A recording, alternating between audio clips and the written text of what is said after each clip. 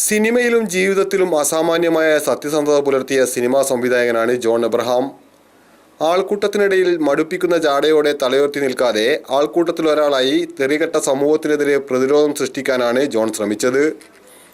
അതുകൊണ്ട് തന്നെ മുഖ്യധാരാ സിനിമാ സമൂഹം അദ്ദേഹത്തെ നിഷേധിയായി മുദ്രകുത്തി.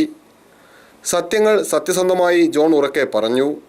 സുഖത്തിന്റെ ദന്തഗോപുര നിവാസികൾ ജോണിന്റെ സത്യവചനങ്ങൾ കേട്ട് ഉറക്കെ ചിരിച്ചു. പൂനെ ഫിലിം ഇൻസ്റ്റിറ്റ്യൂട്ടിൽ നിന്നും മികച്ച രീതിയിൽ പഠനം പൂർത്തിയാക്കിയാണ് ജോൺ എബ്രഹാം എന്ന മനുഷ്യൻ സിനിമയിലേക്ക് പ്രവേശിച്ചത്.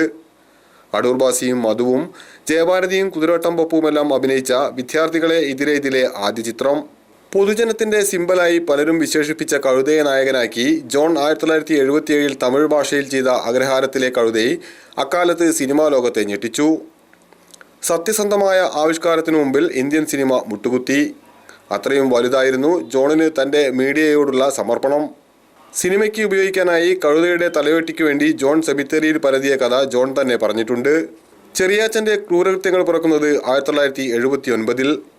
അപ്പോഴേക്കും ജോണിനെ സഹിക്കാനാവാതെ മുഖ്യധാരാ സിനിമക്കാർ ഉപരോധം തുടങ്ങിയിരുന്നു. കോഴിക്കോടൻ സൗഹൃദത്തിനു മുകളിൽ 1986 ജോൺ തീർത്ത സിനിമയാണ് അമ്മ അറിയാൻ. ഒഡേസ ഫിലിം സൊസൈറ്റിയുടെ ബാനറിൽ ജനങ്ങളിൽ നിന്നും പിരിവെടുത്താണ് ജോൺ അമ്മ അറിയേണ്ട സത്യങ്ങൾ സാക്ഷാത്കരിച്ചത്. കേരളത്തിൽ അങ്ങോളം ഇങ്ങോളം ഫിലിം സൊസൈറ്റികൾ സജീവമായപ്പോൾ ജോണും കൂട്ടാളികളും ചേർന്ന് ചിത്രം തിരുവോരങ്ങളിൽ പ്രദർശിപ്പിച്ചു. ഇന്നത്തെ പ്രമുഖ നടൻ ജോയ് മാത്യു ആണ് അമ്മ അറിയാൻ സിനിമയിലെ നായകൻ. കോഴിക്കോടൻ നിശകളിലെ സ്വപ്നസഞ്ചാരത്തിനിടയിൽ ഒരു അപകടത്തിൽപ്പെട്ടാണ് ജോൺ മരിച്ചത്. സമൂഹം തിരിച്ചറിയാത്ത ഈ സത്യസന്ധനെ അന്ത്യനിമിഷത്തിലും ആരും തിരിച്ചറിഞ്ഞില്ല. ആഗസ്റ്റ് 11 ജോണിന്റെ ജന്മദിനം ആരും ചർച്ച ചെയ്യാതെ കടന്നുപോയി. Lapping the ground in search of the dead. Death is in the broom. It is the tongue of death looking for the dead. The needle of death looking for thread.